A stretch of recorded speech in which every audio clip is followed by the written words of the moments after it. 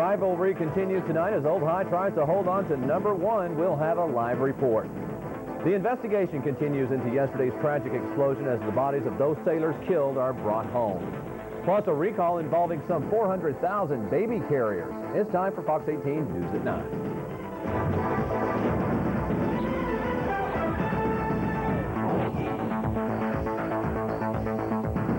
Good evening, everyone. I'm Todd Davis. First on Fox tonight, the high school football season is becoming intense, and nowhere is that more evident than right here in Wichita Falls. District play is getting underway over at Memorial Stadium. The number 1 ranked Coyotes are taking on their crosstown rivals, Hershey. That's where we join Fox 18 reporter Tina Patel. And Tina, this is a huge game. Of course, a lot at stake tonight. Well, not much, Todd, unless you say a number 1 ranking, the possible district title, and the bragging rights for the rest of the year is a lot. Yes, of course, there's a lot going on at this game tonight. Now, Wichita Falls has had the number 1 ranking for a couple weeks, so they've gotten used to it. But this is district play, and this is a whole new ball game. Not only is Hershey their crosstown rival, and frankly, from what I've seen tonight, they just don't like them, but they also are the only team that beat the Coyotes last year in regular season.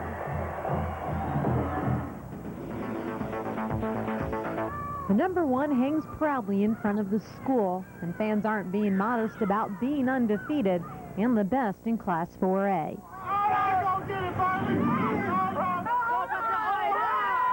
But tonight, the team will be put to the test, taking on Hershey, a team that has given them a little trouble in the past.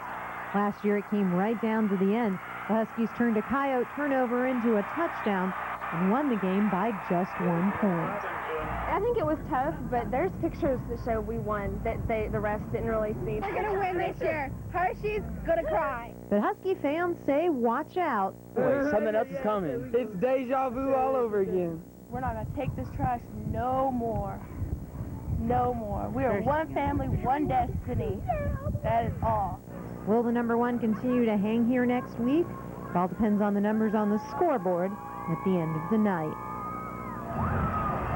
Todd, things are going crazy here at the stadium right now. Now, the first half, if you were a Hershey fan, it didn't look too good. Maybe it's the fact it's Friday the 13th. Maybe it's the fact there's a full moon out. But they just couldn't get it done in the first half. They didn't put any points on the board.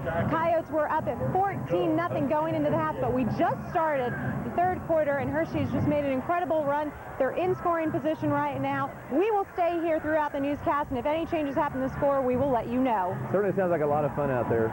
Tina Patel reporting live from Memorial Stadium. We'll see you here in a little while, Tina. Thank you very much. Well, a fire this morning on Sheppard Air Force Base destroys a home. It broke out just before 1 o'clock this morning at the Sheppard Law Offices. No word yet on the amount of damages, but officials at Sheppard say the building was old and made mostly of wood. Sheppard has not decided if it will rebuild or tear the building down. The law offices are being temporarily moved to another facility. And firefighters in Texas may soon receive some much-needed help here. Yesterday, the House of Representatives approved close to $500 million in federal funding, and the money is earmarked to help fire departments better equip themselves. Several in Texoma will benefit from that money. Fire departments across the country can apply for grants that would help buy new equipment, such as trucks, hoses, and other types of vital gear.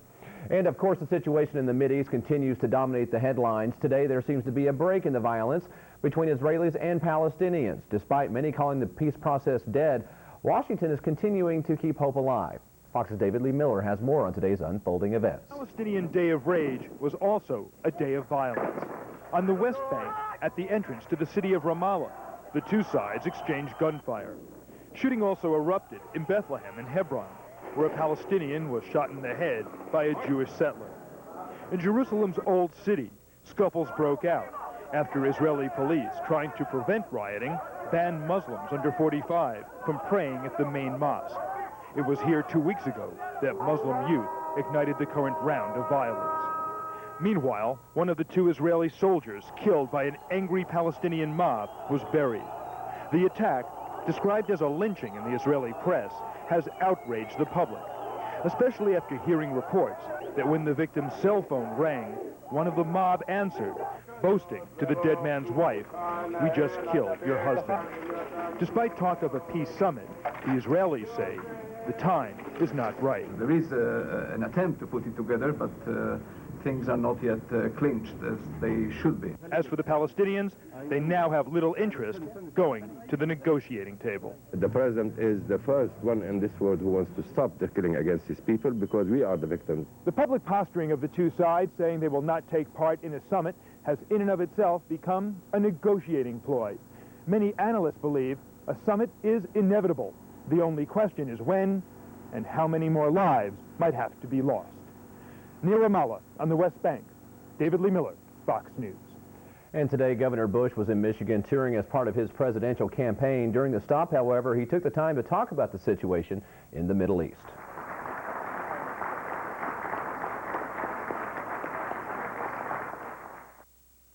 That kind of action must be condemned.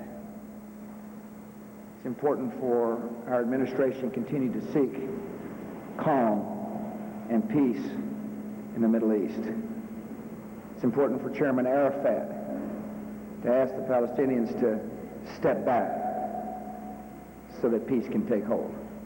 And today, Vice President Al Gore went back on the campaign trail after reaffirming what Bush had already said. Gore was called back to the White House to help with the current situation.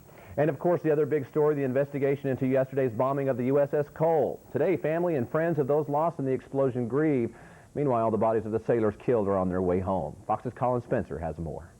For 7 families, the waiting is over. Earlier today, the Navy released the names of the deceased, but there are still some nervous families here in Norfolk awaiting word on whether their loved one is one of 10 sailors who are missing and presumed dead. Flag-draped coffins carrying some of the victims arrived early Friday at Ramstein Air Force Base in Germany.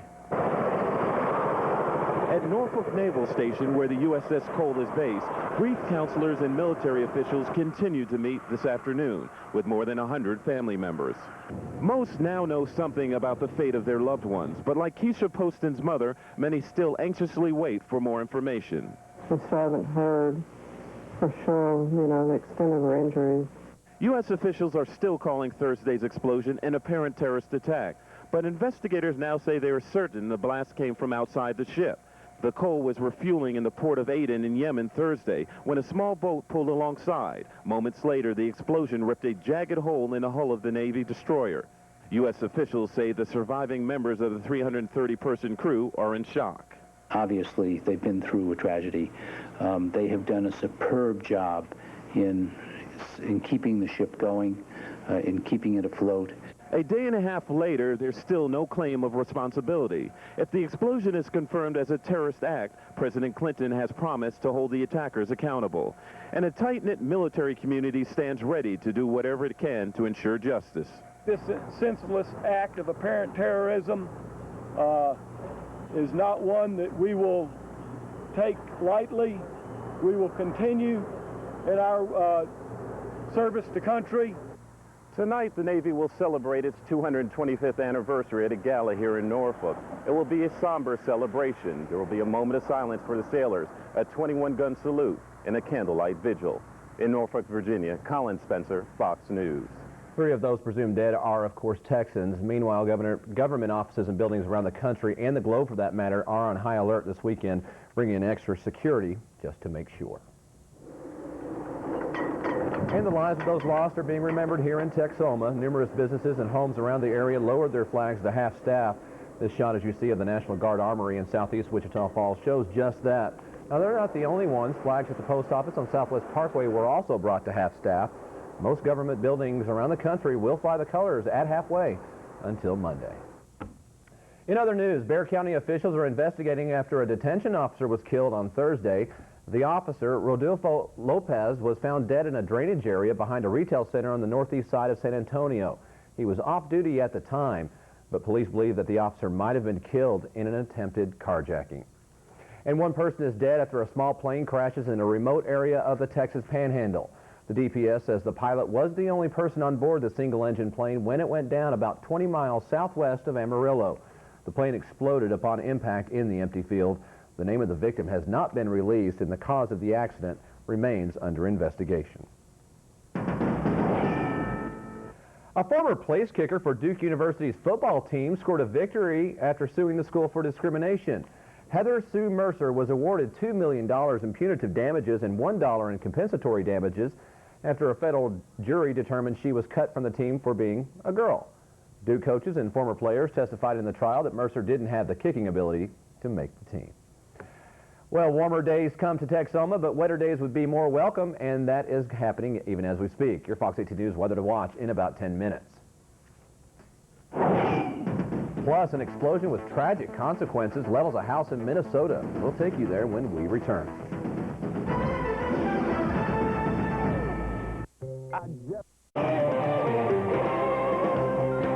One person is dead and 2 others injured after an early morning house explosion in Maplewood, Minnesota.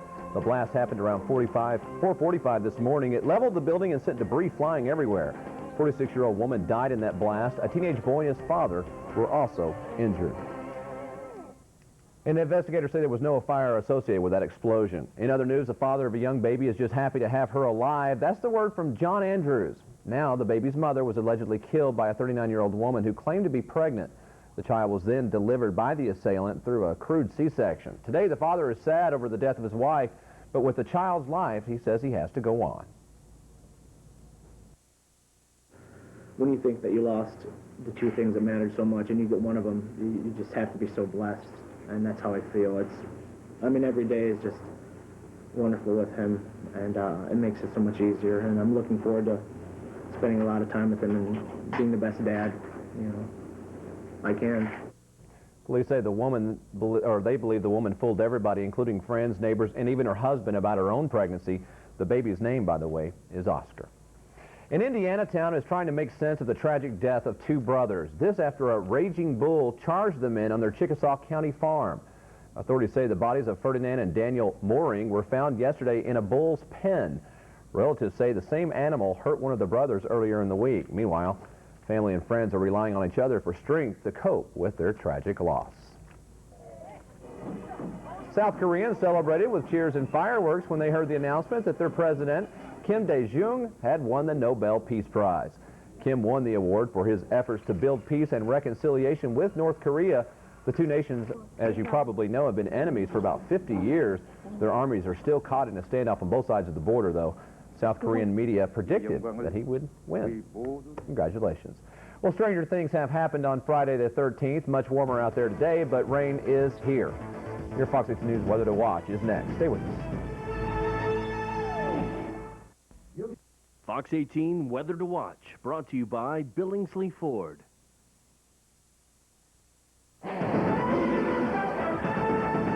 And welcome back, everyone. Rain continues to threaten our area here in Wichita Falls and all around Texoma. And to go along with these warmer temperatures we've had and plenty of cloud cover, just in time for Friday the 13th. Now, we did have some storms pop up all around the area earlier this evening. Let's go and take a look at your Fox 18 radar.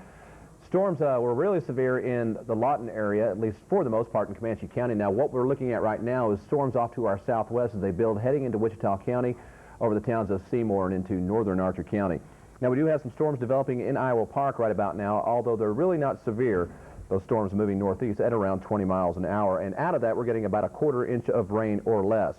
Now, some other storms are also developing in the southeastern portion of the Texas Panhandle, and got some other storms coming out of that area, and the National Weather Service says more storms could come after midnight tonight. So expect that. And if you're running around driving on the roads, please take extra caution. Let's go and take a look at your current conditions outside right now. We've got some light rain. We'll take any rain we get. Temperature 72 degrees, humidity at 68%. Winds are out of the south-southeast at 20 miles per hour. The barometric pressure is 29.96 and falling. And let's just hope this rain stays with us. Here's more with Tina with more on your Fox 18 News Weather to Watch. The frontal system we've been talking about for several days continues to move slowly towards Texoma. Its slow movement has allowed moisture to stream back in, and as a result, showers and thunderstorms have developed to our southwest and moved across the area. This should continue for the next day or so as the front passes us.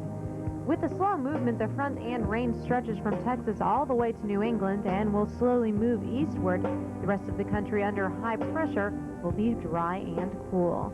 Overnight, we'll have a good chance of showers and thunderstorms, lows around 60 degrees, south winds at 10 to 20, and tomorrow those same conditions will continue with highs in the mid-70s. Looking at our 5-day forecast, the rain chances will continue until early Monday morning, high temperatures remaining around 70 degrees until midweek.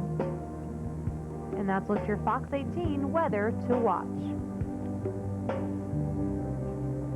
And we just got word that the football game out in Iowa Park has been halted because of the lightning in the area. Hopefully they'll be able to resume that here in the next